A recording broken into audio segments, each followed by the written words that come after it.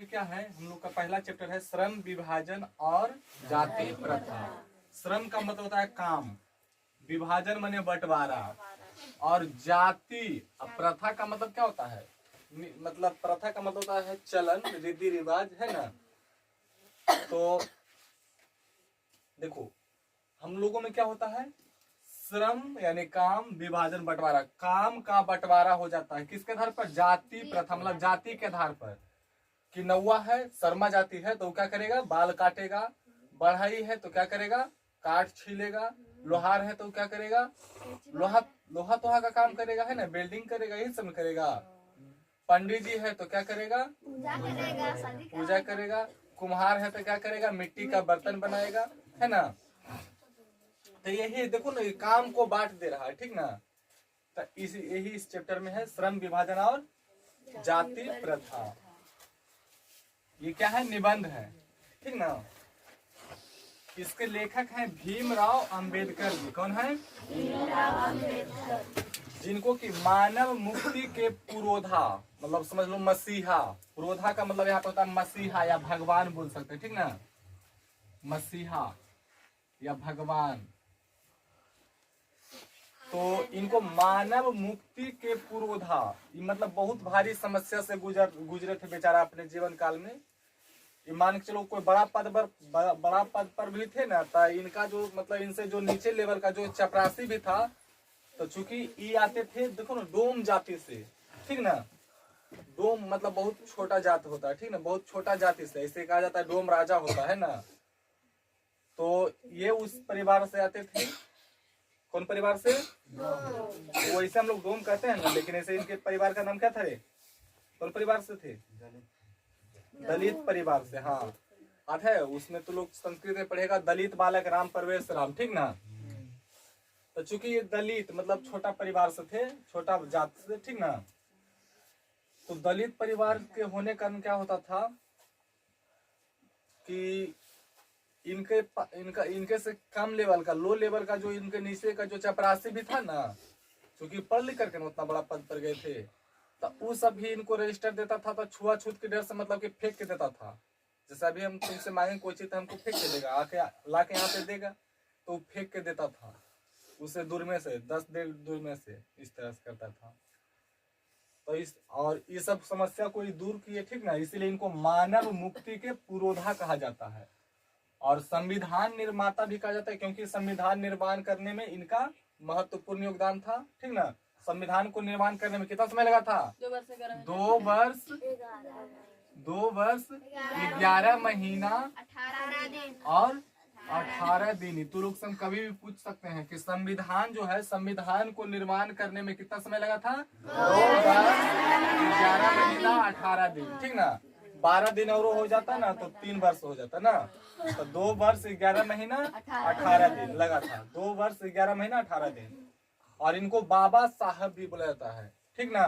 तब भीमराव अम्बेडकर का देखो उपनाम, मानव मुक्ति के पुरोधा भी कहा जाता है, संविधान निर्माता भी कहता है, और बाबा साहब इनका मेन उपनाम है। बाबा साहब किनको कहा जाता है, भीमराव अम्बेडकर को। इनको शॉर्टकट में अम्बेडकर या अम्बेडकर भी कर सकते हैं। इनके जन्म की बात करें तो इनका जन्म देखो ना 14 अप्रैल 1891 को, कहिया 14 अप्रैल 1891 को मध्य प्रदेश के महू नगर में, मध्य प्रदेश के महू नगर में एक दलित परिवार में हुआ था। किस परिवार में, दलित परिवार में, ठीक ना। किस परिवार में, दलित परिवार में हुआ था। तो इनके हम जन्म की बात करें तो मध्य प्रदेश के महू नगर में एक दलित परिवार में, कहिया 14 अप्रैल 1891 को, ठीक ना। और ये उच्चतर शिक्षा के लिए मतलब जब यहाँ से मतलब कि बड़ौदा में पढ़ करके पास हो गए थे, तो यहाँ से फिर आगे का शिक्षा के लिए कहाँ गए थे, न्यूयॉर्क यानी लंदन, सॉरी अमेरिका, न्यूयॉर्क यानी अमेरिका, वहां गए थे, ठीक ना। फिर इनका माता जो थी उनका नाम था भीमाबाई, माता का नाम भीमाबाई, भीमराव अम्बेडकर के माता का नाम भीमाबाई, और पिता रामजी सकपाल, रामजी सकपाल उनके 14वां, अपने माता पिता के 14वां संतान थे, मतलब 14 नंबर में ही थे। इनसे पहले 13 गो थे, ठीक ना। आगे हाँ, दर्जन से ज्यादा पूर गया था, तो ये 14वें संतान थे। इनकी पहली पत्नी रमाबाई थी, जिनसे कि 9 वर्ष की उम्र में शादी हो गया था, ठीक ना। और दूसरी पत्नी थी डॉक्टर सविता, ये ब्राह्मण पंडित जात की थी, ठीक ना, ब्राह्मण थी। इससे शादी की थी, दूसरा शादी जो की थी ये मतलब कि जाति प्रथा को मिटाने के लिए, ठीक ना, अलग जात के हुई ना, ये कहाँ डोम कहाँ ब्राह्मण, फिर भी शादी के वो जो है ना जाति प्रथा उसी को मिटाने के लिए। इनके जीवन में 3 प्रेरक व्यक्ति रहे। 3 प्रेरक व्यक्ति का मतलब होता है जिससे इनको सीख मिला हो, जिनसे इनको प्रेरणा मिली को नहीं ऐसा करना चाहिए। जैसे मान के चलो अभी हमारे ही गांव में कोई मतलब कि आदमी एकदम बहुत मतलब खराब परिस्थिति से बढ़िया जगह पर पहुंच जाता है, तो उसका क्या फिर प्रेरणा मतलब उसका देने लगता है आदमी, उदाहरण कि देखो उसके जैसा बनूं, बोलता है ना, तो वही वो हुआ प्रेरक, उसी को हम प्रेरणा जिसका दे रहे हैं तो हुआ प्रेरक, ठीक ना। तो इनके जीवन में 3 प्रेरक व्यक्ति रहे थे, बुद्ध, कबीर और ज्योतिबा फूले। बुद्ध, कबीर और तब भीमराव अम्बेडकर के 3 प्रेरक व्यक्ति कौन थे? बुद्ध, कबीर और ज्योतिबा फूले। बुद्ध, कबीर और ज्योतिबा फूले। बुद्ध, कबीर और ज्योतिबा फूले, ठीक। और उसके बाद इनका मृत्यु की बात करें तो इनका मृत्यु देखो ना, दिसंबर 1956 में दिल्ली में हो गया था, मधुमेह रोग के कारण, चिनिया बीमारी इनको हो गया था, ठीक ना, शुगर जिसको बोलता है, शुगर, मधुमेह यानी चिनिया रोग इनको हुआ था। उसी की वजह से इनका जो है डेथ हो गया था, मृत्यु हो गया था। कब? 1956 में, दिसंबर महीना में 1956 में दिल्ली में, ठीक ना। इनकी प्रमुख रचनाओं की बात करें, मतलब ये इतना चीज लिखे हैं, सोच लो अंग्रेज के जमाना में, उस समय में मतलब कि जो कि उसमें मतलब कि भारतीय लोगों को अंग्रेजी पढ़ने नहीं दिया जाता था, क्योंकि अगर अंग्रेजी पढ़ लेगा तो उस समय तो लोग का अंग्रेज लोग का तो भाषा ही था मतलब कि अंग्रेजी, तो अगर ये लोग पढ़ लेता उतना तो फिर ये सब जान जाता है ना भारत वाला कि क्या क्या लिखा होगा। हमको अंग्रेजी नहीं पढ़ने आता है तो क्या लिखा, हमको क्या पता क्या नियम कानून है। तो उस समय ये बाहर जाकर के पढ़े थे। और देखो इनका रचना जो है ना अधिकतर सब अंग्रेजी में रहेगा। देखो द कास्ट इन इंडिया, प्रमुख रचना है, देखो द कास्ट इन इंडिया, देखो सब इंग्लिश में है ना, the THE the CST caste in IN in India INIDA है ना, तो सब इंग्लिश में लिखे हैं ये। तो the caste in India their mechanism, the caste in India their mechanism, Buddhism and communism, Buddhism and communism, the caste in India their mechanism, Buddhism and communism, Buddhism and communism, Buddhism and communism, the caste in India their mechanism, Buddhism and communism. तीन का हुआ, the caste in India their mechanism, Buddhism and communism. आगे Buddha and his धम्मा, बुद्धा बुद्धा बुद्धा बुद्धा बुद्धा नहीं, sorry Buddha नहीं, Buddha, Buddha and his Dhamma, Buddha and his dhamma, who are they, who are Shudras, who are they, who are Shudras, the untouchable, the untouchable, annihilation of caste, annihilation of caste, ये जो है ना annihilation of cast, ध्यान देना ये BBI है, ये एक भाषण है। एनिहिलेशन ऑफ कास्ट एक भाषण है जिनको कि 1936 ईस्वी में लाहौर के वार्षिक अधिवेशन में दिए थे, ठीक ना। और इसी से लिया गया है हमारा चैप्टर श्रम विभाजन और जाति प्रथा जो है, इसी से एनिहिलेशन ऑफ कास्ट से लिया गया है। अब चूंकि ध्यान देना ये जो इनका जो रचना अधिकतर था सब क्या था अंग्रेजी भाषा में, तब इसको हिंदी में क्या लिखा, तो इसका हिंदी अनुवाद किया है ललई सिंह यादव, ठीक ना। कौन? ललई सिंह यादव। तो ललई सिंह यादव ने इसका हिंदी अनुवाद किया है, ललई सिंह यादव ने इसका हिंदी अनुवाद किया है। मारेंगे बहुत, मार आराम से बैठो। आगे इनका संपूर्ण वाङ्मय 21 खंडों में प्रकाशित हुआ, ठीक ना। इनका जो हुआ छपैया जो हुआ कई खंड में? 21 खंड में। अब देखो यहाँ वाङ्मय, अगर इसको हम तोड़े तो वाक प्लस मय है ना, कौन संधि?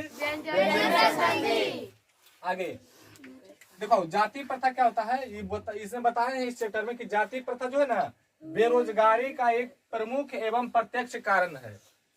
जाति प्रथा क्या बताया इसके बारे में कि बेरोजगारी का एक प्रमुख एवं प्रत्यक्ष कारण है।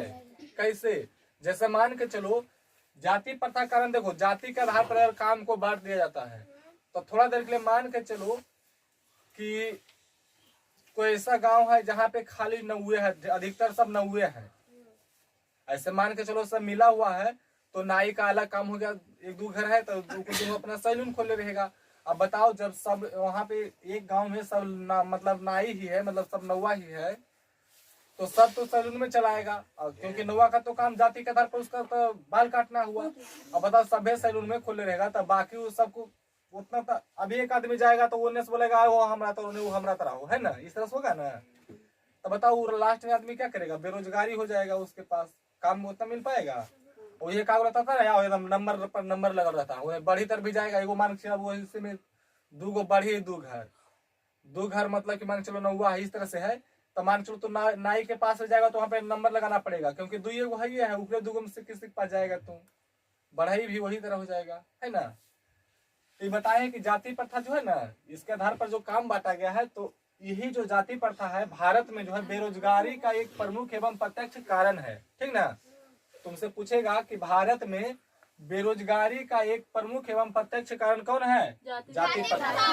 आगे है जाति प्रथा जो है, देखो ना, स्वाभाविक विभाजन नहीं है। क्यों? क्योंकि यह रुचि पर आधारित नहीं है। रुचि पर आधारित, जैसे देखो मान के चलो कि हम बोल दिए कि हम नाई हैं, हमारा मन है कि हम झोटा नहीं काटेंगे, हमारा मन है कि हम मतलब कि पढ़ लिख करके कोई बढ़िया काम करेंगे। तो चूंकि उस समय जाति प्रथा में क्या जब था, तो उसमें क्या होता था कि मतलब ना तू नौवा है तो तू झोटवे काट और कोई दूसरा काम नहीं कर सकता है। ठीक ना, ऐसे होता था। तो बताओ ऐसे में तो फिर दिक्कत हो जाता। हम कुछ और काम करना चाह रहे हैं, करने का मतलब वहाँ पे अवसर ही नहीं दे रहा है, जाति प्रथा कारण, है ना। तो इसमें बताओ जहाँ पे हमको कोई काम करने के लिए जबरदस्ती किया जा रहा है, मतलब हमको उसमें रुचि नहीं है, और फिर भी मतलब खाली जाति प्रथा की वजह से अगर हमको काम करना पड़ रहा है, तो क्या वो काम बढ़िया से हम कर पाएंगे? नहीं। तरक्की कर पाएंगे? आगे हम अपना जीवन में बढ़ पाएंगे? नहीं। क्योंकि हम जब मन लगाकर करवे नहीं करेंगे, मन लगा क्यों नहीं करेंगे? क्योंकि हमारी वो रुचि पर आधारित नहीं है। तो क्या होगा? धीरे धीरे वो गरीबी और मतलब की होगा, है ना। अब देखो इसमें आता है विडंबना। विडंबना का मतलब होता है उपहास या मजाक। तो लेखक बोलते हैं इसमें, तुमसे सवाल पूछता है कि लेखक के अनुसार या लेखक किस विडंबना की बात करते हैं, मतलब किस मजाक वाली बात या उपहास वाली बात का मतलब की बात करते हैं। तब देखो इसमें विडंबना की बात है ना कि जातिवाद के पुस्तकों की कमी नहीं है। मतलब ये बोलते हैं भीमराव अंबेडकर कि आजकल देखो लोग पढ़ लिख गया है, सभ्य समाज मतलब बना लिया है, मतलब पढ़ लिख करके तो ऊंचा नाम कमा, लेकिन फिर भी अभी भी जातिवाद जो है, जातिवाद को मानने वाले, उसी बोलते हैं जातिवाद के पोषक, इनकी कमी नहीं है। अभी भी बहुत सारा तुमको लोग ऐसा मिलेगा जो कि जातिवाद को मानता है, जाति को मानता है कि नहीं लोहार है तो लोहे वाला काम करेगा। ठीक ना, अभी भी ऐसा का चलता है। ठीक ना। तो वही इसी को क्या बोलते हैं? विडंबना की बात कहते हैं। ठीक ना। किसको? अभी भी मतलब आदमी पढ़ लिख गया है, फिर भी जातिवाद के पोषकों की कमी नहीं है, मतलब उसके मानने वालों की कमी नहीं है। फिर आगे बताते हैं कि आदर्श समाज के बारे में। आदर्श का मतलब होता है अच्छा। ठीक ना। तो ये बोलते हैं कि आदर्श समाज कैसा होगा। तो आदर्श समाज देखो ना, स्वतंत्रता, समता और भ्रातृत्व पर आधारित होना चाहिए। ठीक ना। स्वतंत्रता मतलब उसको पूरा आजादी होना चाहिए, वो क्या करना चाहता है क्या नहीं करना, उसको फुल्ली आजादी होना चाहिए। समता मतलब सबको बराबरी का अधिकार होना चाहिए। और भ्रातृत्व मतलब भाईचारा, एक जैसा दम रहना है। ठीक ना, मिलजुल करके। तो ऐसा बोलते हैं, अगर ऐसा है कि लोग अपना काम चुनने के लिए स्वतंत्र है, अपने खुद से अपना काम करने के लिए स्वतंत्र है, सबको बराबरी का अधिकार है, सबको बराबर अधिकार है, और सबके बीच में भाईचारा मतलब मेल मिलाप है, तो समझ लो क्या है? आदर्श समाज है। अगर ऐसा नहीं है तो आदर्श समाज वो नहीं है, अच्छा समाज नहीं है। आगे बताते हैं कि भाईचारे का जो वास्तविक रूप है ना, वो दूध और पानी के मिश्रण के जैसा होता है। कैसा होता है? दूध और पानी के मिश्रण के जैसा होना चाहिए। कि जब दूध और पानी मिल जाता है तो उसको हम अलग नहीं कर सकते हैं। ठीक उसी तरह से बोलते हैं कि अगर व्यक्ति ही आपस में या समाज आपस में मिल जाए तो वहां पे पता नहीं चले कि कौन कौन क्या है। जैसे हम लोग मेहमान मिल जाए तो उन्हें बेलदरवा, मुनीमा, दुष्धा इस तरह से होता है ना, तो ऐसा नहीं होना चाहिए।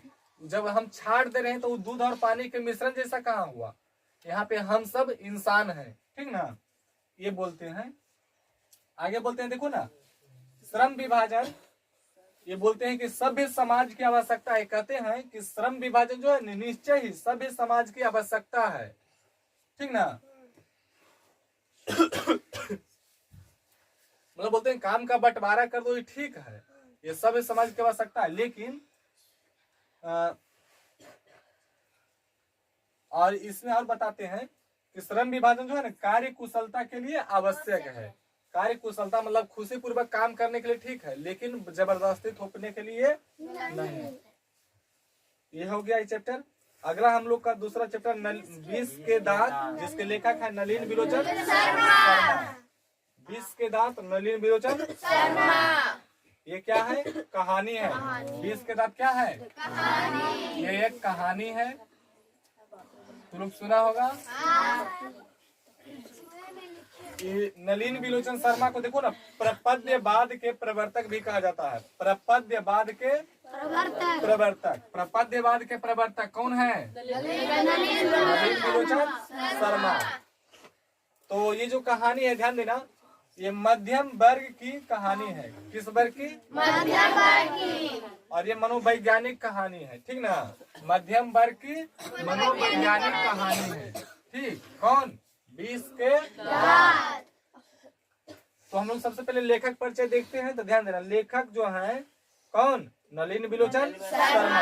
उनका जन्म जो हुआ है 18 फरवरी 1916 पटना के बड़ा घाट में। पटना के घाट पर होता है ना, उगे सूरज देवा रोजे रोजे, भोरे भोरे रे। अच्छा ठीक है। तो 18 फरवरी 1916 को पटना के बदर घाट में, मतलब पटने में इनका जन्म हुआ था, है ना, बिहार में। और मृत्यु जो हुआ था 12 सितंबर 1961। ध्यान देना, 16 में जल में और एक उलट के मर गए। 16 का उलट दो, 61 बन गया। तो यहाँ पे 16 में जन्मे और उलट के मर गए, ठीक ना। तो 1916 में जन्म और मृत्यु 1961 में, ठीक ना। यहाँ 18 फरवरी में जन्मे और 12 सितंबर में इनका मृत्यु हुआ। महीना में बात करें तो महीना में कितना का गैपिंग है? देखो, सितंबर 9वां महीना होता है और ये दूसरा महीना, मतलब 7 महीना का गैपिंग है ना महीना में। और दिन में कितना का गैपिंग है? अरे 12 और 18 में 6 दिन का है ना, तारीख में। तो इनका जन्म जो हुआ था 18 फरवरी 1916 को और मृत्यु 12 सितंबर 1961 को, ठीक ना। इनके माता का नाम रत्नावती शर्मा। नलिन विलोचन शर्मा के माता का नाम रत्नावती शर्मा, मतलब नौवा थे ना। इनके पिता का नाम रामावतार शर्मा। माता रत्नावती, और पिता रामावतार शर्मा, ठीक ना। पिता रामावतार शर्मा। चलो अब इनकी प्रमुख रचनाओं की बात करें तो ध्यान देना, दृष्टिकोण मानदंड, नकेन दो, नकेन प्रपद्य, बस दृष्टिकोण। हाँ देखो, दृष्टिकोण मानदंड,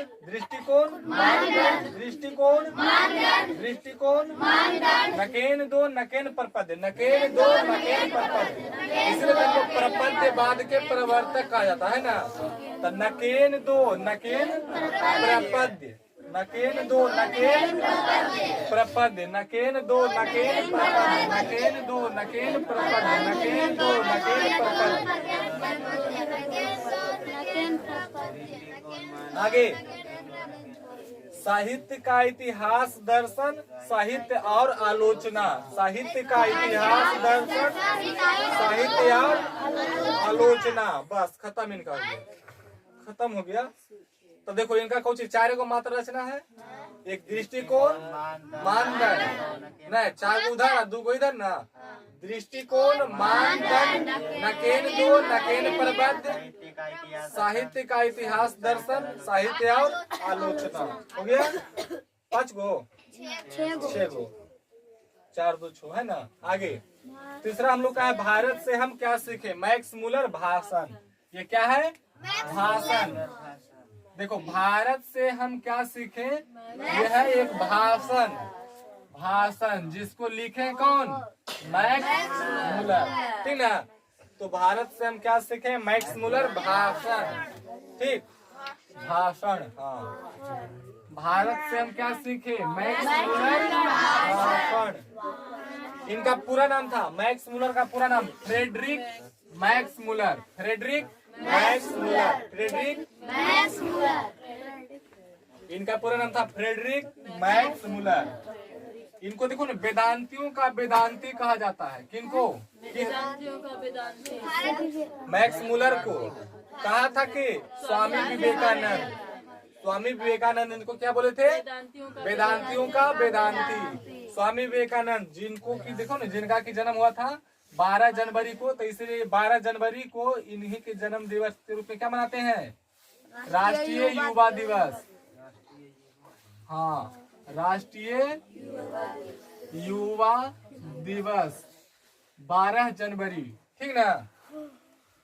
तो यही स्वामी विवेकानंद जो है, यही क्या बोले थे इनको, वेदांतियों का वेदांती, वेदांतियों का वेदांती। किनको बोले थे, Max Muller, Max Muller, Max Muller को क्या बोले थे, वेदांतियों का वेदांती, वेदांतियों का वेदांती किसे कहा जाता है, मैक्स मुलर को।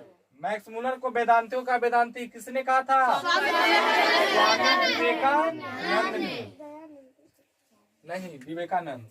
इनका जन्म की बात करें तो 6 दिसंबर 1823 को जर्मनी के डेसाउ नगर में, ठीक ना, जर्मनी में इनका जन्म हुआ था। 6 दिसंबर 1823 को जर्मनी के डेसाई नगर में। आगे, और मृत्यु जो हुआ था 28 अक्टूबर 1900 को, पूरे 1900 में। देखो 23 और 19 मतलब 67, नहीं कितना रे, कितना गैपिंग है, 77 साल ही बचे थे पूरा ना। 1823 में जन्मे और 1900 में पूरी डेट कर गए, तो 77 साल ये बचे, 77 साल है ना। तो ध्यान देना, इनका जन्म हाँ इसी दिन 1900, पूरे 1900 में सुमित्रानंद पंत का जन्म होता है। आगे हम लोग पढ़ेंगे, तो ध्यान देना।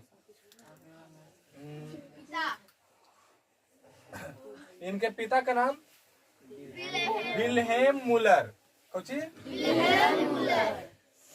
और जन्म के 7 साल बाद इनके पिता का मौत हो गया था, मतलब डेथ कर गए थे 7 साल, 6 साल के बाद था, चलो गलती से हो गया हो सकता है। तो इनके जन्म के 6 साल के बाद क्या हुआ था, इनके पिता का जो है मौत हो गया था, ठीक ना। अब देखो ना, इनके पिता विल्हेम मुलर है ना, नाइट की उपाधि, इनको जो है नाइट की उपाधि दिया गया था, किसके द्वारा, रानी विक्टोरिया ने, मतलब रानी विक्टोरिया ने इनको, किनको, मैक्स मुलर को नाइट की उपाधि दी थी। ध्यान देना, इनको अभी तक 2 चीज मिला है, एक तो स्वामी विवेकानंद क्या बोले थे, वेदांतियों का वेदांती, और एक रानी विक्टोरिया क्या बोली थी, नाइट की उपाधि दी थी, उपाधि में इनके नाम। हाँ, आगे ध्यान देना, आगे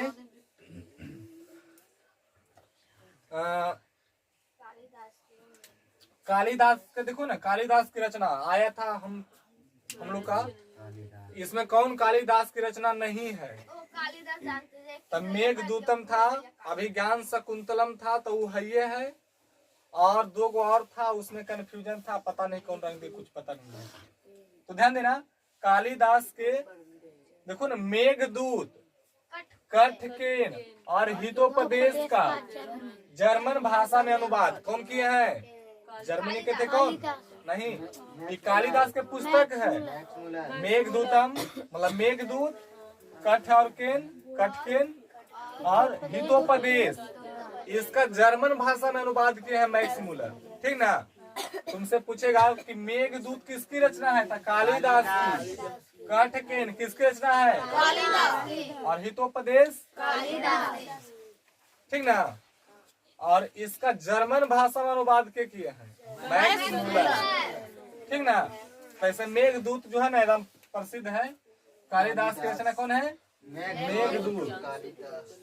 आगे कालिदास देखो ना, कालिदास इसमें बताए थे कि सब पुराने अच्छे नहीं होते, जितना सब पुराना होता वो सब अच्छा नहीं होता, और सब नए खराब नहीं होते। सब पुराने अच्छे नहीं होते और सब नए ये बोला था कालिदास। कालिदास बताए थे कि सब पुराने अच्छे नहीं होते और सब नए खराब नहीं होते। ध्यान देना। अच्छा, इससे पहले हम लोग पहला चैप्टर पढ़ रहे थे, तो उसमें चूंकि भीमराव अंबेडकर अंग्रेजी में लिखे थे, तो उसका हिंदी अनुवादक कौन थे? ललई सिंह यादव, है ना। और दूसरा जो था 20 के दांत, वो कहाँ उनका जन्म हुआ था? पटना के पत्रघाट में। तो ये तो हिंदी में ही लिखे थे, तो इसमें हिंदी अनुवादक बताओ। जब ये खुद हिंदी में लिख दे तो हिंदी अनुवादक क्या आएगा? नहीं कोई था, नहीं था। लेकिन ये जो तीसरा है मैक्स मुलर भाषण, ये चूंकि है जर्मनी के थे, तो जर्मन भाषा में लिखे हैं, तब इसको हिंदी में क्या लिखा? भवानी शंकर त्रिवेदी। त्रिवेदी कौन समास? द्विगु समास, है ना। कौन समास? द्विगु समास। तो देखो ना, इसके हिंदी अनुवादक हैं भवानी शंकर त्रिवेदी। भवानी शंकर त्रिवेदी। बस खत्म। आगे हम लोग का चौथा चैप्टर, नाखून क्यों बढ़ते हैं? हजारी प्रसाद द्विवेदी। ये है ललित निबंध। क्या है? ललित निबंध। हजारी प्रसाद द्विवेदी ललित निबंध। नाखून क्यों बढ़ते हैं, ठीक ना। तो ध्यान देना, इनके अगर हम जन्म की बात करें तो देखो 1907 ईस्वी में कहा? यूपी बलिया उत्तर प्रदेश, छपरा में, ठीक ना। उत्तर प्रदेश में हुआ था। उत्तर प्रदेश में देखो दुबे के छपरा, छपरा बले जानता है ना, जहाँ के जिधर उधर के खसारी लाल है, ठीक ना। छपरा में छठ मनाएंगे, ठीक है, सुना है ना। तो उधर इनका जन्म हुआ था। तो ठीक है, कहाँ जन्म हुआ था? छपरा बलिया उत्तर प्रदेश में, ठीक ना। पहले इसी को दुबे बोला जाता था, ठीक ना। तो छपरा बलिया यानी दुबे भी बोल सकता है। उत्तर प्रदेश में हुआ था इनका जन्म 1907 में, ठीक ना, 1907। और मृत्यु जो हुआ था 1979 में दिल्ली में, 1979 में दिल्ली में, ठीक। चलो अब प्रमुख रचनाएं की बात करते हैं। अशोक के फूल इन्हीं का रचना है। अशोक के बाणभट्ट की आत्मकथा। अशोक के फूल बाणभट्ट की आत्मकथा। फूल बाणभट्ट की आत्मकथा। कुटज आलोक पर। कुटज आलोक पर। कुटज आलोक पर। अशोक के फूल बाणभट्ट की आत्मकथा। अशोक के फूल बाणभट्ट की आत्मकथा। अशोक के फूल बाणभट्ट की आत्मकथा। कुटज आलोक पर। कुटज आलोक पर। कुटज आलोक पर। अब ध्यान देना, ये जो इनका रचना है कौन? आलोक पर्व। आलोक पर्व भी इन्हीं की रचना, ठीक ना। तो इस पर जो है इनको साहित्य अकादमी पुरस्कार मिला था, प्लस पद्म भूषण पुरस्कार भी मिला था, ठीक ना, भारत सरकार की ओर से। तो इनको 2 पुरस्कार इस पर मिला है, आलोक पर्व पर साहित्य अकादमी पुरस्कार, और प्लस इनको पद्म भूषण पुरस्कार भी मिला है भारत सरकार की ओर से, ठीक। और एक उपन्यास भी लिखे हैं, ठीक ना, जिसका नाम है अनाम दास का पोथा। उपन्यास का, इनका उपन्यास का क्या नाम है? अनाम दास का पोथा। ये क्या है? उपन्यास है। क्या है? उपन्यास। अगला हम लोग का 5वां है नागरी लिपि गुणाकर मूल्य। ये भी क्या है? निबंध। अभी तक निबंध क्या हुआ? देखो, श्रम विभाजन जाति प्रथा निबंध था, उसके बाद मैक्स मुलर तो भाषण था, है ना। 20 के दांत तो कहानी था। नाखून क्यों बढ़ते हैं, ये ललित निबंध है, मतलब निबंध हुआ। और ये तीसरा निबंध है, 5वां जो चैप्टर है, तीसरा भी ये तीसरा निबंध अभी आया है ना, नागरी लिपि गुणाकर मूल्य। ये क्या है? निबंध। हाँ, तो देखो ना, ये है, इनका जन्म हुआ था 1935 में महाराष्ट्र के अमरावती जिले में, ठीक ना। 1935 में महाराष्ट्र के अमरावती जिले में, और मृत्यु हुआ था 2009 में। 2009 में। आगे इनकी रचनाएं की बात करें तो देखो ना, ये भारतीय लिपियों की कहानी, अक्षरों की कहानी, अक्षर कथा, भारतीय विज्ञान की कहानी, सूर्य, सौरमंडल, नक्षत्र लोक, ब्रह्मांड परिचय, अंतरिक्ष यात्रा, ये सब इनका क्या है, रचना है, ठीक ना। कौन कौन? भारतीय लिपियों की कहानी, अक्षरों की कहानी, अक्षर कथा, भारतीय विज्ञान की कहानी, सूर्य, सौरमंडल, नक्षत्र लोक, ब्रह्मांड परिचय, अंतरिक्ष यात्रा, ये सब इनका क्या है, रचना है, ठीक ना, प्रमुख रचनाएं हैं। आगे हम लोग का अगला जो है छठा चैप्टर क्या है, बहादुर। क्या है, बहादुर। इसके लेखक है अमरकांत। ये क्या है, कहानी है ना, बहादुर अमरकांत कहानी, बहादुर अमरकांत कहानी। ध्यान देना, अभी तक ये दूसरा कहानी है ना, पहला कहानी 20 के दांत और दूसरा है ये बहादुर अमरकांत, है ना। ध्यान देना, वो था मध्यम वर्ग की कहानी था, मनोवैज्ञानिक कहानी था, और यह है निम्न मध्यम वर्गीय परिवार की कहानी, निम्न मध्यम वर्गीय परिवार की कहानी, जिसमें कि बहादुर जो है निम्न वर्ग का रहता है, और कौन, अमरकांत मध्यम वर्ग के होते हैं, ठीक ना। तो इसलिए इसको निम्न मध्यम वर्गीय परिवार की कहानी बताया, क्योंकि निम्न वर्ग से कौन आया, नीचा वर्ग से बहादुर, और मध्यम वर्ग से कौन थे, लेखक अमरकांत, और उनकी पत्नी कौन थी, निर्मला, उनका बेटा किशोर। तो ध्यान देना, इसमें ये निम्न मध्यम वर्गीय परिवार की कहानी है, ठीक ना। इनकी पत्नी निर्मला और बेटा किशोर होता है, लेखक की पत्नी निर्मला और बेटा किशोर, ठीक ना।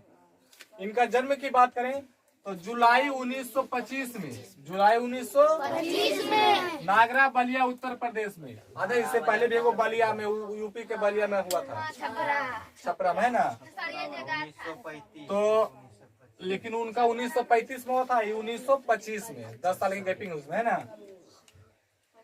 तो जन्म जो है, इनका जन्म जुलाई 1925 में नागरा बलिया उत्तर प्रदेश में, किसका, अमरकांत का।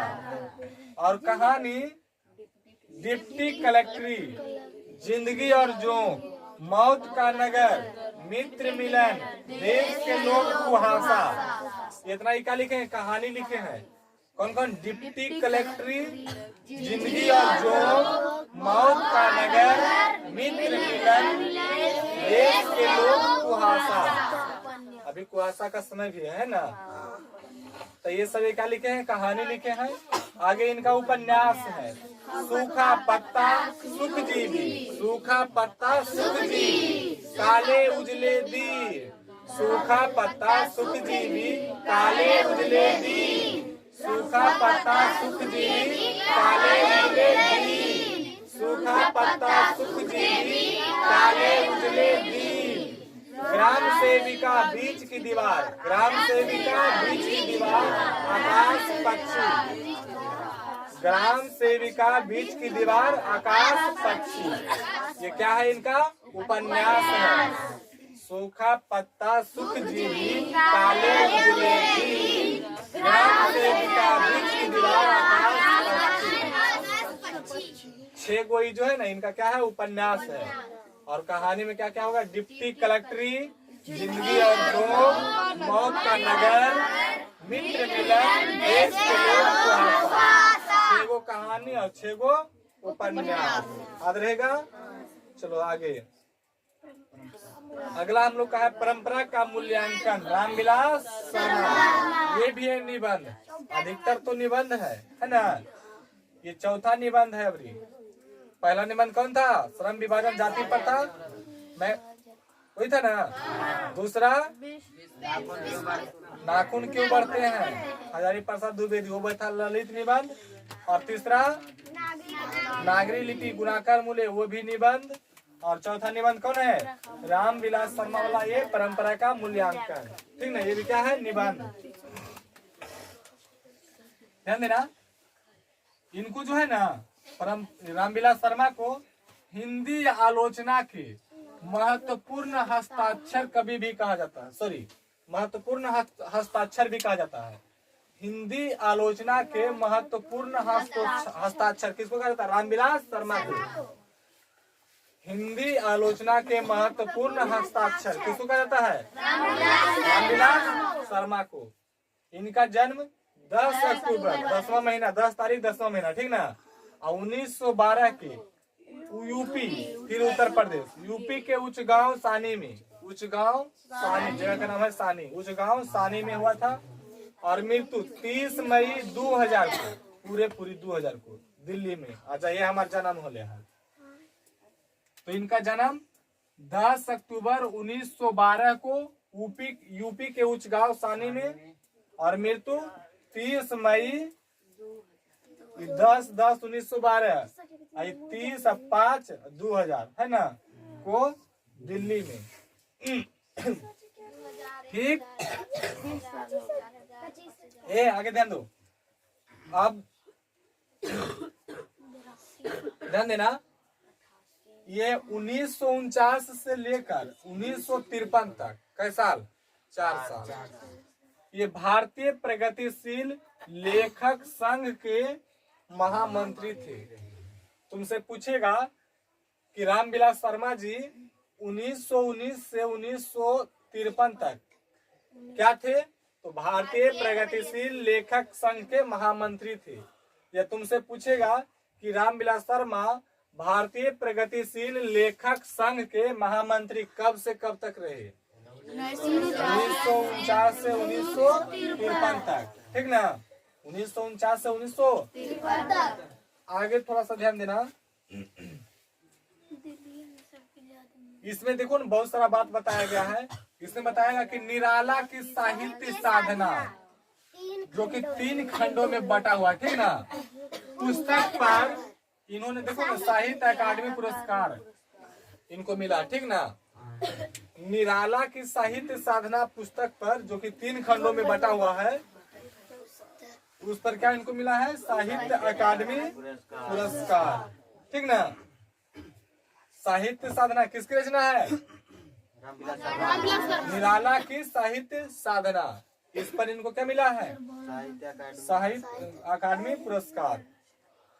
और प्रमुख रचनाएं की बात करें, प्रमुख रचनाएं, रचनाएं रा होगा उस जैसा लिखा गया है। प्रमुख रचनाएं तो निराला की साहित्य साधना, इसी पर तो इनको मिला साहित्य पुरस्कार, है ना। निराला की साहित्य साधना, भारतेंदु हरिश्चंद्र, भारतेंदु हरिश्चंद्र। प्रमुख रचनाओं की बात करें तो निराला की साहित्य साधना, भारतेंदु हरिश्चंद्र, प्रेमचंद और उनका युग, प्रेमचंद और उनका युग, भाषा और समाज, भाषा और समाज, आचार्य रामचंद्र शुक्ल और हिंदी आलोचना, आचार्य रामचंद्र शुक्ल और हिंदी आलोचना, महावीर प्रसाद द्विवेदी और हिंदी नवजागरण, नई कविता और अस्तित्ववाद, भारत में अंग्रेजी राज और मार्क्सवाद, भारत के प्राचीन भाषा परिवार और हिंदी, बड़े भाई विराम चिन्ह। तुमसे पूछ सकता है यहाँ पे कि बड़े भाई के लेखक कौन है? बड़े भाई किसकी रचना है? विराम चिन्ह। किनकी रचना है?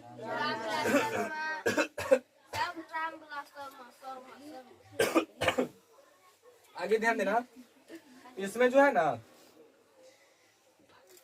कुछ शब्दार्थ है। अस्मिता, अस्मिता का मतलब होता है पहचान, ठीक ना। अस्मिता माने हमारी क्या अस्मिता है, मतलब क्या पहचान है। ठीक, अस्मिता मने और आदिम का मतलब होता है अति प्राचीन, बहुत पुराना। ठीक ना, अति प्राचीन, आदिम अति प्राचीन और अस्मिता पहचान। अब इसी में देखो इस चैप्टर में बताया गया है कि सोवियत संघ पर आक्रमण किसने किया था? हिटलर ने। हिटलर जो है सोवियत संघ पर आक्रमण किया था। और इसी में पूछेगा कि रूस की क्रांति, सब इतिहास में पढ़ना है लेकिन इसमें बताया गया इस चैप्टर में, इसीलिए सब लिखा हुआ है। रूस की क्रांति कब हुआ था? तो 1917 में। यूरोप के लोग, ठीक ना, एथेंस की सभ्यता, यूरोप के लोग किस सभ्यता को मानते थे? एथेंस की सभ्यता। अब तुमसे पूछेगा कि यूरोप एथेंस की सभ्यता कहाँ प्रचलित थी? यूरोप में। ठीक ना। उसके बाद है शेली और बायरन। देखो ना, ये थे कहाँ के? यूनान के थे। शेली और बायरन कहाँ के थे? यूनान के। और ये थे अंग्रेजी भाषा के कवि थे, अंग्रेजी भाषा के कवि। अब ध्यान देना, जार शाही कहाँ थी? रूस में। क्योंकि रूस में जार का मतलब होता है रूस का सम्राट। जार किसको बोलता है? राजा को। जार का मतलब राजा। जार यानी राजा यानी सम्राट। तो रूस में जो है ना, रूस में जार, सम्राट को जार कहा जाता है। जार, जार निकोलस द्वितीय, इस तरह से। ठीक ना। रामायण के लेखक कौन है? वाल्मीकि। और महाभारत के महर्षि वेद व्यास। ठीक ना। और दूसरों की नकल करके लिखा गया साहित्य कैसा होता है? अधम। इस चैप्टर में इतना बात बताया गया है कि दूसरों की नकल करके लिखा गया साहित्य कैसा होता है? अधम। तो हम लोग का परंपरा का मूल्यांकन जो था ये खत्म हो गया। अब अगला है हम लोग का 8वां, जीत जीत मैं निरखत हूँ पंडित बिरजू महाराज। जीत जीत मैं निरखत हूँ पंडित बिरजू महाराज। यह है साक्षात्कार है, मतलब इंटरव्यू है। इंटरव्यू जानता है ना, ये सब कोई भी जॉब मतलब लगता है तो क्या वहाँ पर क्या होता है? इंटरव्यू है। आप तुम कोई बड़ा जगह पे जाओ, वहाँ पे नौकरी लेने के तो वहाँ पे क्या इंटरव्यू लेता है पहले, है ना।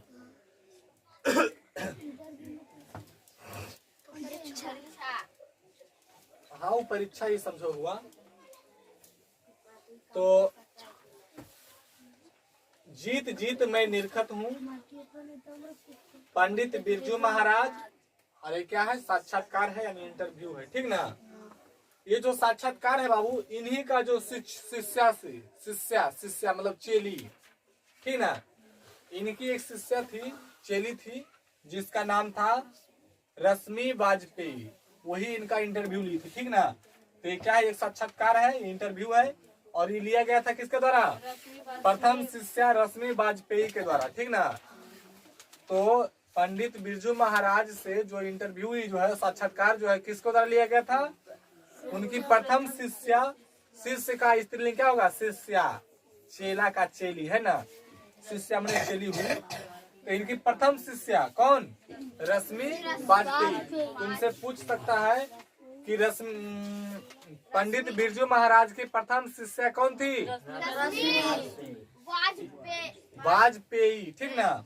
या पूछ सकता है कि पंडित बिरजू महाराज का जो साक्षात्कार था, इंटरव्यू था, किसने लिया? रश्मि वाजपेयी के द्वारा। ठीक ना, लिया गया।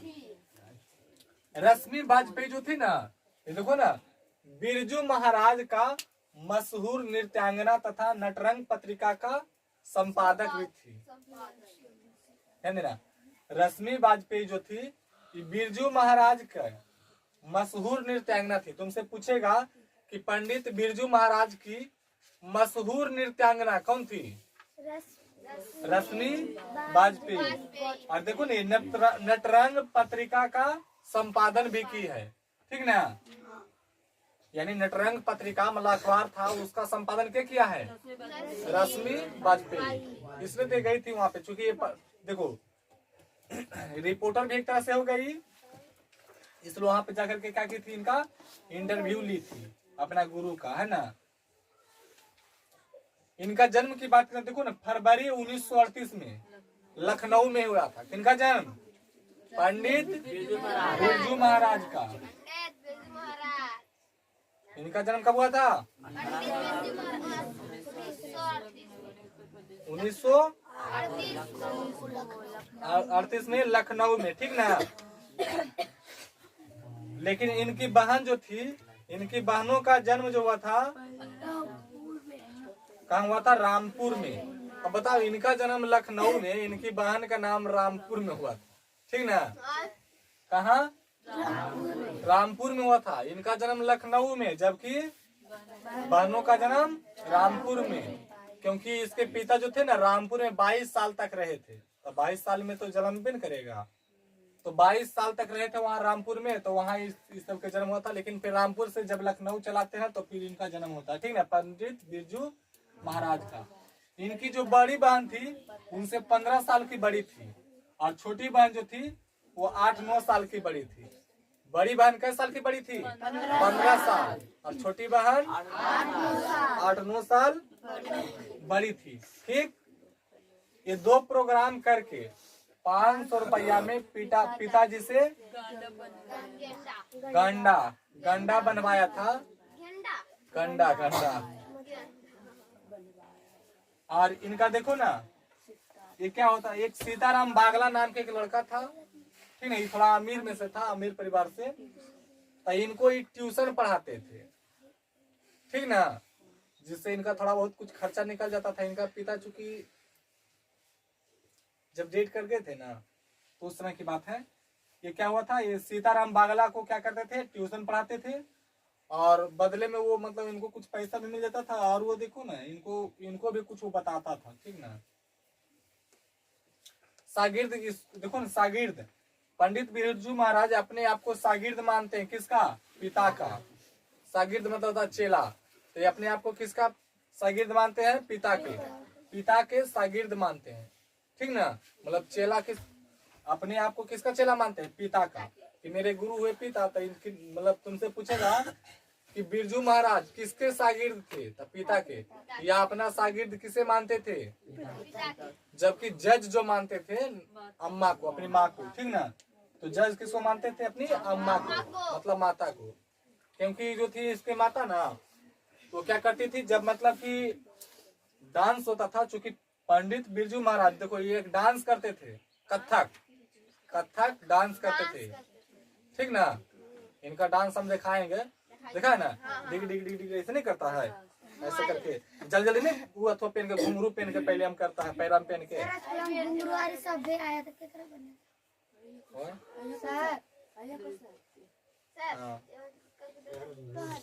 करके देखा किसको आता है रे? अरे कथक डांस किसको आता है करने? आप करो तो। चलो ध्यान दो। चलो, जज अपना अम्मा को मानते थे और शागिर्द किसको? पिता के शागिर्द थे, है ना। अब आगे ध्यान देना, बिरजू महाराज के शागिर्द मतलब इनका जो शिष्या थी, कौन थी? रश्मि वाजपेयी, पहले ही बता चुके हैं। चलो आगे, अगला है नुमा है आविन्यो अशोक वाजपेयी। यह है ललित रचना, आविन्यो ललित रचना अशोक वाजपेयी, ठीक ना। आविन्यो अशोक वाजपेयी क्या है? ये ललित रचना। आविन्यो जो है इसके लेखक कौन है? अशोक वाजपेयी। ये क्या है? ललित रचना। इनका जन्म ध्यान देना 16 जनवरी 1941 को छत्तीसगढ़ दुर्ग में, ठीक ना।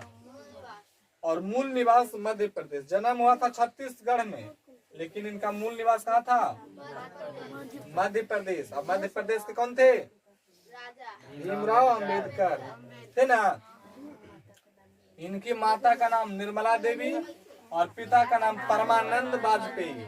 माता निर्मला, पिता परमानंद वाजपेयी, है ना।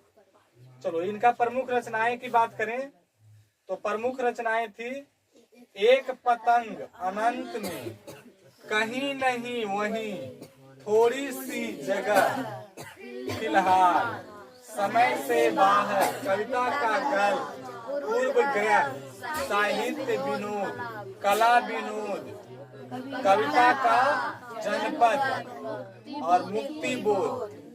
मुक्ति बोध, ठीक ना। तो इनका ये रचना हो गया। एक पतंग अनंत में कहीं नहीं वही। ये पूछता है, ये बहुत बढ़िया है एकदम दिव्या है। कहीं नहीं वही के लिखल के हल अशोक वाजपेयी। छोटी सी जगह अशोक वाजपेयी। फिलहाल समय से बाहर किसी और के बानी फिलहाल है ना।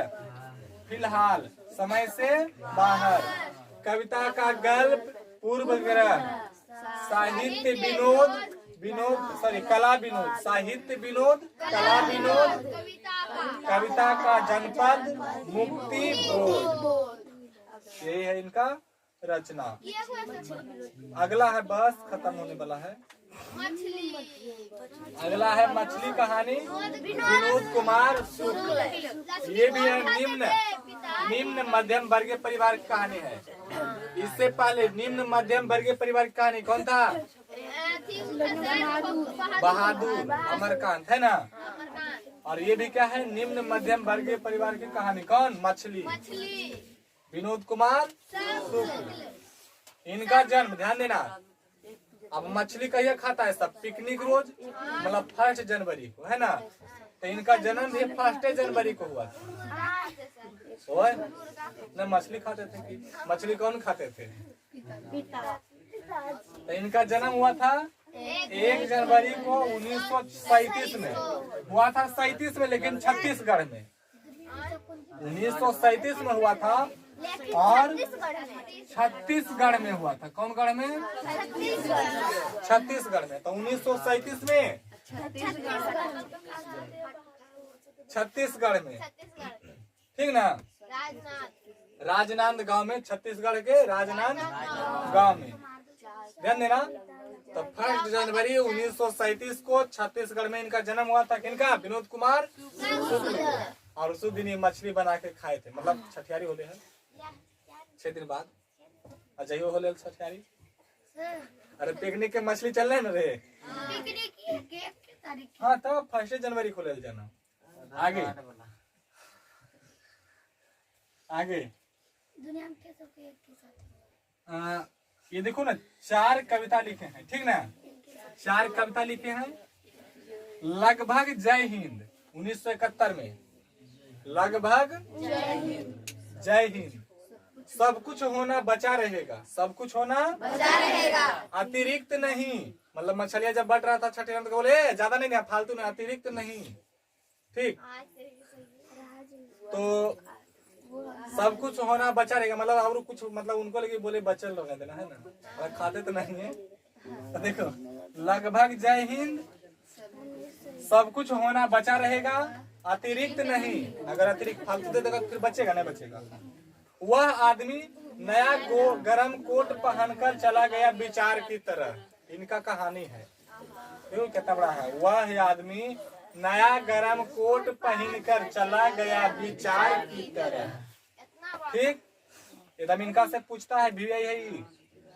तो 4 कविता लिखे, कौन कौन? पहला तो है लगभग जय हिंद। लगभग जय हिंद, सब कुछ होना बचा रहेगा, अतिरिक्त नहीं, अतिरिक्त नहीं। लगभग जय हिंद, मतलब कहने का मतलब छठियारी में इनका मतलब बोला कि मछली लगभग इतना देना कि सबको हो जाए ना। तो लगभग पूरा देना है। जय हिंद, सब कुछ होना बचा रहेगा, अतिरिक्त नहीं। वह आदमी, हाँ, आया खाया चला गया, पैसों नहीं दिया था बेचारा। अरे छठियारी माता खाने देता है ना कुछ न कुछ, हाँ, नहीं दिया था कुछ। तो वह आदमी नया गरम कोट पहनकर आया, ठूसा चला गया विचार की तरह, ठीक ना। आगे 3 उपन्यास, देखो 4 कविता, 3 उपन्यास और 2 कहानी। 4 कविता, 3 उपन्यास और 2 कहानी। तो 4 कविता आधा हुआ। कौन कौन? लगभग जय हिंद, अतिरिक्त नहीं, सब कुछ होना बचा रहेगा, अतिरिक्त नहीं। और वह आदमी आया ठूसा चला गया बिना पैसा देने न रे। वह आदमी नया चला गया। पहला देखो लगभग जय हिंद मतलब लगभग सबको खिला दो भरपेट मतलब ठीक ना।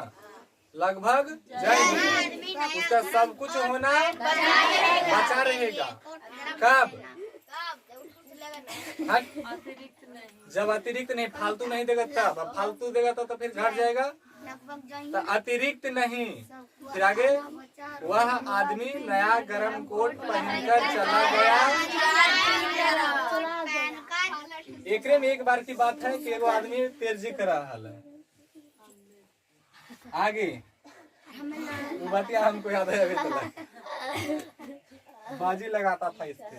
तो ध्यान दो उपन्यास 3 गो उपन्यास 4 कविता 3 उपन्यास और 2 कहानी। तो उपन्यास से ध्यान देना। दीवार में एक खिड़की रहती थी। देखिए खिड़की हमारे दीवार में रहे। दीवार में एक खिड़की रहती थी। खिलेगा तो देखेंगे फूल तो ना उन्हें देखबा बिना खुले देखबे नहीं। क्या देखेंगे? नौकर की कमीज। उन्हें नौकर कमीज पसार दिल के स्कूल पर तो कैसे देखबे? वो खुलते खिड़की था ना। हाँ तो वही तो दीवार में एक खिड़की रहती थी। हाल है सही बात है। अरे देखो विद्यालय तरफ न रे। आगे देखो ना 2 गो इनका कहानी है। पेड़ पर कमरा और महाविद्यालय। पेड़ भी है लेकिन अभी कमरा नहीं है। ऊपर नहीं कमरा है। कमरा बनवा दे टेंशन मत ले। पेड़ पर कमरा और महाविद्यालय। विद्यालय तो है सब एजे पर है। देखो विनोद कुमार शुक्ल वाला ठीक। आकाश एक 1 जनवरी के पढ़ा देते तो और बढ़िया रहते हैं। तो सब कुछ मछली तछली सब बोहनी हो जाता। और छठियारी जो हुआ था वो 6 दिन बाद होता लेकिन 7 दिन बाद होले हैं। चलो ध्यान दो ध्यान दे। 3 उपन्यास। दीवार में एक खिड़की रहती थी। खुलते तो देखबे कौची देखबे नौकर के कमी। तो दीवार में वो खिड़की है खुलते तो देखबे कौची। हाँ ये तीनों के कर लिखल है विनोद कुमार शुक्ल के। क्या है? उपन्यास। कौन कौन? दीवार में एक खिड़की रहती थी। खुलेगा तो देखेंगे। अरे खुलेगा तो नहीं खिलेगा तो। लेकिन हम बोले खुलेगा तो कितना बढ़िया था कि खुलेगा तो है ना। यह खिलेगा तो लेकिन है खिलेगा तो देखेंगे। क्या देखेंगे? इसी पर देखो नौकर की कमी जो है इस पर फिल्म भी बनाया गया है। ये बनाया मनी कॉल। मनी कॉल ने इस पर फिल्म भी बनाया है। ये फिल्म देखे हैं लेकिन फिल्म जो है ना चूंकि बहुत पुराना है इसलिए वहाँ पे व्हाइट है ब्लैक एंड व्हाइट मतलब तोरा गोर गोर नहीं वहाँ आदमी दिखता सब करिया करिया दिखता। कैसे जीरोक्स करवा वो तो मतलब अब कैसे ना जीरोक्स में। अरे रंगीन नहीं करवाएगा तो कैसा रहता वो इसलिए रहता है। तो वैसा के है ठीक ना। नौकर की कमी जिस पर मूवी भी बना है फिल्म भी बना है। कौन बनाए? मनी कॉल ठीक ना। आगे 2 कहानी। पेड़ पर कमरा है ना पेड़ रे वहाँ पे कमरा घुमड़ऊ के है। और महाविद्यालय और मछली जो कहानी लिया गया नहीं महाविद्यालय से लिया गया है। आज करते सब आज से कुछ दिन पहले यहाँ पे तालाब जैसा गड्ढा था अब भरा गया जिसमें उसमें बहुते मछली रहा है। इतना कादा हल है कि मुनिया के फेंकल तो मुड़िया धस गया।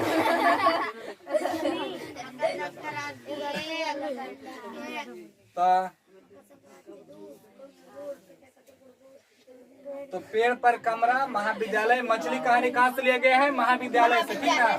चूंकि मछली जो है एजे से मराता था महाविद्यालय के पास से ठीक ना। गढ़वा में से कई उनके उकने है सालों भर में। क्योंकि चापाकल का पानी गिरता रहता था उसमें मतलब कि कापा इतना था मतलब कादा की मछली पूरा खत्म नहीं होता था। तो पेड़ पर कमरा और महाविद्यालय मछली कहानी यहीं से लिया गया ठीक। आगे चलो कहानी के अंदर घुसते हैं। ध्यान दो। लेखक कई मछली आते हैं? 3 मछली खरीदते हैं मोहरा नदी से 3 मील दूर शहर से गए थे लाने के लिए, है ना? जिसमें 2 को जिंदा और 1 को मरी हुई थी। संतू लेकर भागा था और उसके पीछे भग्गू दौड़ा था, है ना? माँ मसाला पीस रही थी और मछली कौन खाते थे? पिताजी नहीं, केवल पिताजी। मछली पर कहानी बनाए तो मुर्गों पर बना। और दीदी देखो ना सिसकियाँ ले रही थी, ठीक ना, मतलब रो रही थी, सिसक रही थी।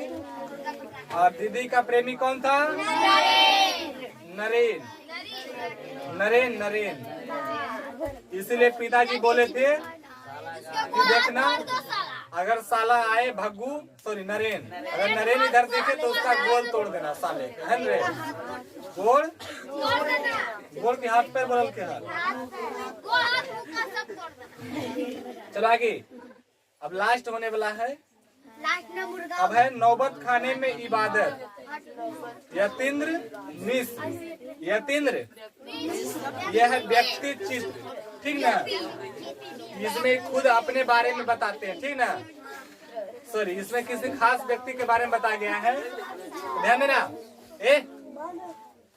इनका जन्म जो था 1977 में अयोध्या में। राम आएंगे तो वही बोले यूपी में है, तो इनका भी जन्म यूपी में है। अधिकतर तो सब यूपी ही है। तो नौबत खाने में इबादत यतीन्द्र मिश्र, इनका जन्म 1977 में अयोध्या में यानी यूपी में, उत्तर प्रदेश में, है ना? और ये 3 कविता लिखे थे। यदा कदा ड्योढ़ी पर आलाप, यदा कदा ड्योढ़ी पर आलाप, ड्योढ़ी पर आलाप, और अयोध्या गुलजार की। अयोध्या तो अयोध्या के थे इसलिए अयोध्या गुलजार की, ठीक। कविताओं का जो संपादन किए थे यार जुलाहे नाम से। किस नाम से? यार जुलाहे नाम से, ठीक ना? अब इसमें देखो, चूंकि एक व्यक्ति चित्र है तो इसमें किस व्यक्ति के बारे में बतलाते हैं यतीन्द्र मिश्र जी, उसी के बारे में हम लोग देखेंगे। तो ध्यान देना, इसमें जो है बिस्मिल्लाह खां नाम से पता चला कि क्या है? मुस्लिम है ना? ये क्या है? मुस्लिम है। बिस्मिल्लाह खां, इन्हीं के बारे में ये बताते हैं, जिनका कि बचपन का नाम था कमरुद्दीन। बचपन का नाम क्या था? बिस्मिल्लाह खां के बचपन का नाम कमरुद्दीन। बिस्मिल्लाह खां के बचपन का नाम कमरुद्दीन। और ये थे शहनाई वादक। शहनाई समझता है? वो भोमो भोमो बाजा जो हुआ, अंग्रेजी बाजा जिसको बोलता है, वो सन के रहता है शहनाई, ठीक ना? तो ये शहनाई वादक थे। तुमसे पूछेगा बिस्मिल्लाह खां क्या बजाते थे? हालांकि बहुत सारा सितार, गिटार, शहनाई, ठीक ना, और भी बजाते थे सब। अच्छा, वो तो बिरजू महाराज थे। हाँ, सितार, गिटार, हारमोनियम, बांसुरी बिरजू महाराज बजाते थे। ये कौन? ये क्या बजाते हैं? शहनाई, ठीक ना? इनके बड़ा भाई का नाम था शमसुद्दीन। इनके बचपन का नाम कमरुद्दीन, बड़ा भाई शमसुद्दीन। कमरुद्दीन बचपन का नाम, इनका बड़ा भाई शमसुद्दीन। कमरुद्दीन और शमसुद्दीन 3 साल के बड़ा थे। इनके बड़ा भाई जो थे वो इनसे 3 साल के बड़ा थे। किससे? बिस्मिल्लाह खां से, ठीक ना? बिस्मिल्लाह खां के बचपन का नाम कमरुद्दीन, बड़ा भाई शमसुद्दीन। इनका जन्म 1916 में बिहार के डुमराव में। कहा? डुमराव एक जगह का नाम है बिहार में, ठीक ना? वही इनका जन्म हुआ था 1916 में बिहार के डुमराव में। बिस्मिल्लाह खां का मृत्यु 2006 में, मृत्यु 2006 में 90 साल की उम्र में इनका मृत्यु हो गया था, ठीक ना? 90 साल तक बचे थे। ध्यान देना, 5-6 साल बाद ये नाना के घर, इनका नानी घर कहाँ था? काशी, ठीक ना। काशी चल गए थे, काशी जिनको देखो ना देवों की नगरी कहा जाता है, काशी। अरे वो काशी चक है, काशी नहीं है, काशी बनारस। काशी भी गलिया, बनारस भी गलिया, काशी हम गलिया नहीं सुना नहीं गए, वहीं से ले लिया के बेटी कुछ ले लेके हो ध्यान दे। तो वही इनका जन्म कहाँ हुआ था, सॉरी जन्म नहीं, 5-6 साल के बाद डुमराव से कहाँ चले गए थे, अपना नानी घर काशी, ठीक ना। काशी जिसको कि देवों की नगरी कहा जाता है, और काशी में मरना भी जो है ना मंगल माना जाता है। मंगल मतलब शुभ माना जाता है। अगर किसी का मृत्यु काशी में हो गया तो समझ लो कि वो उसको मतलब मुक्ति हो गया, ठीक ना। तो पूछता है, तुमसे पूछे कहाँ मरना भी मंगल माना जाता है, काशी में, क्योंकि वहाँ देवों की नगरी है। देवों की नगरी कौन है, और सहनाई वादक थे ये, और सहनाई जो बनता था किससे बनता था, नरकट के रीढ़। नरकट जानता है ना, नाटक करने वाला हट नरकट मकई जैसा रहेगा, ठीक ना। तो उसी के रीढ़ का, नरकट के रीढ़ का बनता है, हाँ नरकट की सहनाई उसी से बनता था। और ये नरकट कहाँ पाया जाता था, तो डुमराव की नदियों के आसपास। डुमराव जो इनका गांव था उनके उसी वहाँ के नदियों के आसपास क्या पाया जाता था, नरकट। ध्यान देना, इनके दादा का नाम था सलार हुसैन, दादा सलार हुसैन, और पिता पैगंबर बख्श खां, पैगंबर। माता मिठन थी, माता का नाम मिठन, और मामा अली बख्श खां, मामा अली बख्श, पिता पैगंबर बख्श, मामा अली बख्श, बड़े भाई शमसुद्दीन, बचपन का नाम कमरुद्दीन, बिस्मिल्लाह खा के बचपन का नाम, बड़े भाई कै साल के बड़ा, हाँ। जन्म कहाँ हुआ था, डुमराव में, हाँ बिहार के डुमराव में। और जन्म के 5-6 साल बाद फिर कहाँ चल गए, काशी में क्या था, नानी घर, वहाँ इनका नाना रहते थे, ठीक ना। इनका नाना के नाम तो नहीं है, लेकिन मामा के नाम क्या है, अली बख्श, मामा के नाम, और पापा के नाम पैगंबर बख्श, पैगंबर। दादा का नाम सलार हुसैन, दादा का नाम, और माता मिठन, माता। नमाज ये पढ़ते थे, देखो नमाज, मुस्लिम लोग जो है नमाज पढ़ते हैं, जैसे हम लोग पूजा करते हैं उसी तरह से वो लोग क्या होता है, नमाज होता है, ठीक ना। तो नमाज में देखो ना एक ही चीज मांगते थे, मेरे मालिक मुझे एक सुर बख्श दे, मतलब ये एक अच्छा सुर मांगते थे। सुर मतलब अच्छा ध्वनि बजावे तो मतलब अच्छा आवाज निकले, ठीक ना। एक अच्छे आवाज मतलब सुर, तो ये सुर की मांग करते थे, ठीक ना। एक अच्छे आवाज की मांग करते थे। तो ये नमाज में क्या बोलते थे, हमें एक अच्छे सुर बख्श दे, है ना, मतलब एक अच्छा सुर दे दे, आवाज दे दे। और रियाज के लिए जाते थे तो ना विश्वनाथ मंदिर और बालाजी मंदिर जाते थे। कहाँ जाते थे, विश्वनाथ मंदिर और बालाजी मंदिर। कल्पना, ये नमाज के लिए कहाँ जाते थे, कहाँ जाते थे, कहाँ जाते थे, कहाँ जाते थे, विश्वनाथ मंदिर और बालाजी मंदिर। तीनों को देते पैर खींच के कस के देंगे, जल्दी एक से तीनों के कस के।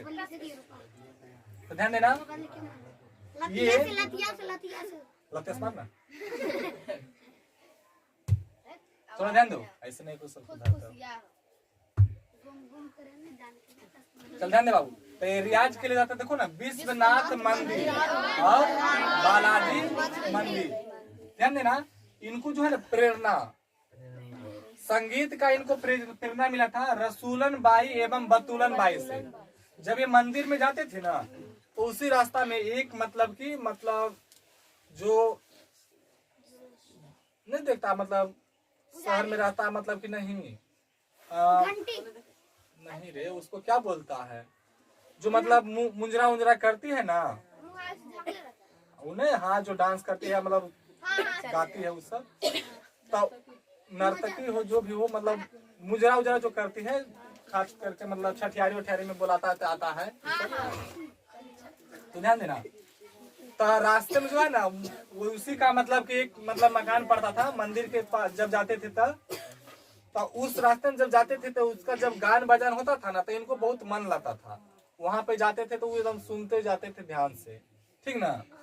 और उसी से इनको प्रेरणा मिला था, किससे? रसूलन बाई एवं बतूलन बाई, ठीक ना। और इनकी पसंदीदा अभिनेत्री मतलब हीरोइन सुलोचना थी। इनका पसंदीदा हीरोइन कौन थी? तो लोग का पसंदीदा हीरो कौन है? शाहरुख खान। शाहरुख खान। तो निकले चिंटू पांडे। चिंटू पांडे।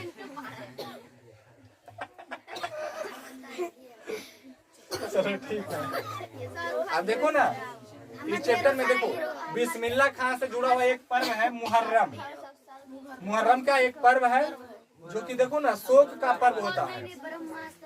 मुहर्रम कैसा पर्व है? शोक का पर्व है, मतलब दुख का, ठीक ना। और एक दिन क्या होता है, एक दिन के बाद है, ध्यान देना थोड़ा सा, इसमें कहानी एक है।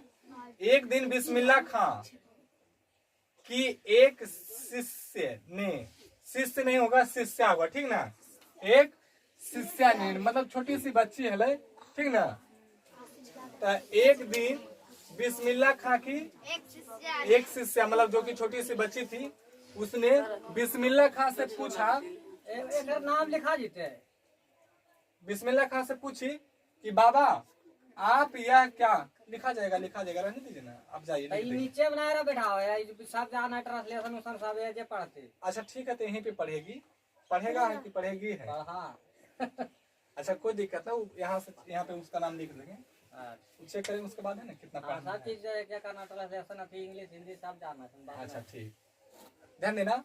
तो आज बारे जब बैठे जे सब चीज ले लेंगे, बैठे जे बैठो, तो चल जाओ, जहाँ जो जगह है, चल ध्यान दो बाबू, चल जाओ। तो देखो, इनको से बिस्मिल्लाह खां से एक छोटी सी बच्ची पूछती है, क्या पूछती है? बोलती है कि बाबा आप यह क्या करते हैं, इतनी प्रतिष्ठा है आपकी, ठीक ना। तो आपको तो ध्यान देना, अब तो आपको भारत रत्न भी मिल चुका है। इनको भारत रत्न मतलब छोटा मोटा चीज नहीं है, उसमें मतलब बहुत महारत थे, इसलिए इनको देखो ना, भारत रत्न से भी सम्मानित किया गया, ठीक ना। तो आपको तो भारत रत्न भी मिल चुका है। वो बोल रही है कि बाबा आप ये क्या करते हैं, आपको इतना मतलब आपका इतना प्रतिष्ठा, आपका इतना बड़ा इज्जत है यहाँ, आपको तो भारत रत्न भी मिल चुका है। मिल चुका है। यह फटी तहमद मतलब होता है लुंगी, ठीक ना, धोती लुंगी जो भी बोलूं। तो यह फटी तहमद यानी लुंगी न पहना करें, वो बोलती है, ठीक ना, अच्छा नहीं लगता। जब भी कोई आता है आप इसी फटी तहमद यानी लुंगी में सबसे मिलते हैं, तब बिस्मिल्लाह खां कहते हैं। बोले धक पगली, क्या बोले? धक पगली, ई भारत रत्न हमको सहनैया पे नहीं, कौची पे, सॉरी सहनैया पे, लुंगिया पे नहीं, सहनैया पे मिला है। क्या बोले? धक पगली, बोले धक पगली, ई भारत रत्न हमको सहनैया पर मिला है, लुंगिया पर नहीं। मतलब बोले कि जो भारत रत्न हमको मिला है ना, इस सहनैया पे मिला है, न कि लुंगिया पे, ठीक ना, ऐसा बोलते हैं। क्या बोले? धक पगली, ये भारत रत्न हमको सहनैया पर मिला है, लुंगिया पर नहीं।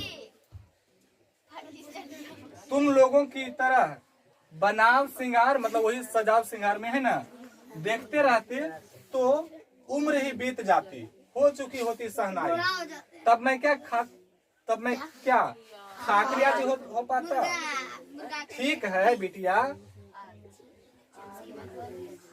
ठीक है बिटिया, आगे से नहीं पहनेंगे, मगर इतना बताए देते हैं कि मालिक से यही दुआ है कि फटा सूर न बख्शे, ठीक ना, फटा सूर न बख्शे। लुंगिया क्या है, आज फटी है तो कल सिल जाएगी, ठीक ना।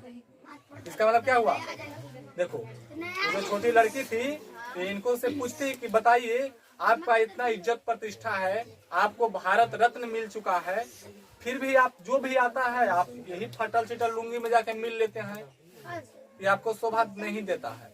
तो वो क्या बोले, धत पगली, ये जे भारत रत्न है ना, हाँ हमारा सहनैया पे नहीं, सॉरी लुंगिया पे नहीं, सहनैया पे मिला है, यानी सहनैया पे मिला है, लुंगिया पे सहनाई गधा बोल रहे, बजाने वाला जो हुआ बांसुरी जैसा, जो कि नरकट के रीढ़ का बनता है, डुमराव की नदियों के पास से मिलता था। और ध्यान देना गधा, इसी पे सहनाई पे इनको क्या भारत रत्न मिला है, समझ रहा थी। आगे एक और बचल है, लास्ट है 12वां, शिक्षा और संस्कृति, महात्मा गांधी। ये क्या है, शिक्षा शास्त्र है, ठीक ना। और महात्मा गांधी के बारे में तो जानबे करता होगा, इनका जन्म 2 अक्टूबर 1872 ईस्वी को गुजरात के पोरबंदर नगर में हुआ था, है ना।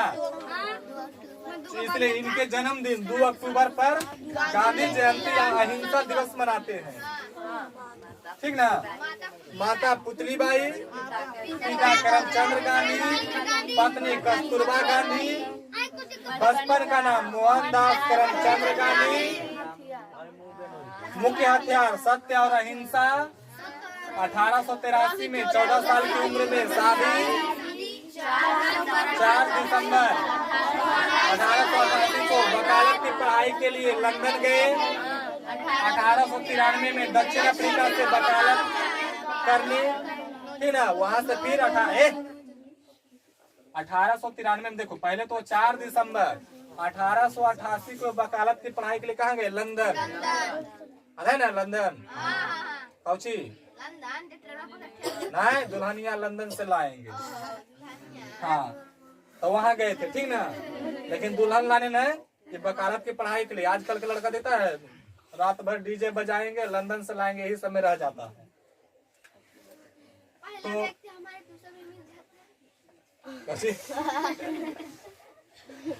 सब ध्यान दे, 1893 में फिर वहां से कहाँ चल गए, दक्षिण अफ्रीका चल गए वकालत की पढ़ाई करने के लिए, ठीक ना। और 9 जनवरी 1915 को भारत लौटे, इसीलिए 9 जनवरी को हम लोग राष्ट्रीय भारतीय प्रवास दिवस मनाते हैं।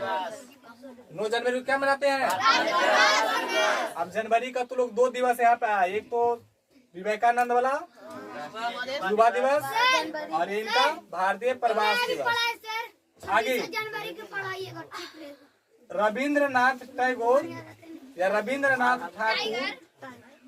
ठाकुर या इनको टैगोर भी बोल सकते हैं, ने इनको महात्मा कहा था। इनको महात्मा कह करके बुलाया था रविंद्रनाथ टैगोर, आई रविंद्रनाथ टैगोर ठाकुर को टैगोर कह के बुलाए थे, ठीक ना। तो इनको महात्मा का उपाधि के दिया था रविंद्रनाथ टैगोर ने। आगे 30 जनवरी 1948 को नाथूराम गोडसे ने, ये नथू जो है मार दिया गोली से, ठीक ना, हाँ नाथूराम गोडसे गोली से मार करके इनका हत्या कर दिया, ठीक ना। और प्रमुख रचनाएं,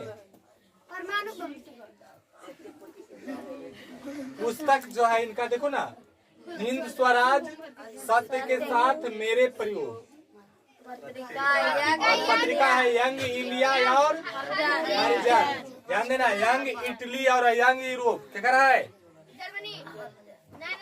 क्या कर रहा है, मेजनी का मेजनी का है ना, गरीबाल्टी बोल रहा है, गरीबाल्टी क्या था, लाल कुर्ती, टोटस्की का लाल सेना। और ध्यान देना, ये पुस्तक लिखे हैं हिंद स्वराज और सत्य के साथ मेरे प्रयोग, और पत्रिका यंग इंडिया और हरिजन, और इनका अन्य नाम राष्ट्रपिता या बापू भी कहते हैं इनको, ठीक है। तो ये था गद्य खंड। और काव्य खंड हम लोग सर आगे अभी देखेंगे पुलिस ने मारा तभी तक अगले दिन। महात्मा गांधी जी जिंदा रहता, नरेंद्र मोदी जी दूसरा रहते। अब जितना बतैलिए है उतना तो से कले पूछबो। एक ही बात है। एकराम से जे मेन चीज है वो पूछबे। सर भेज दीजिएगा।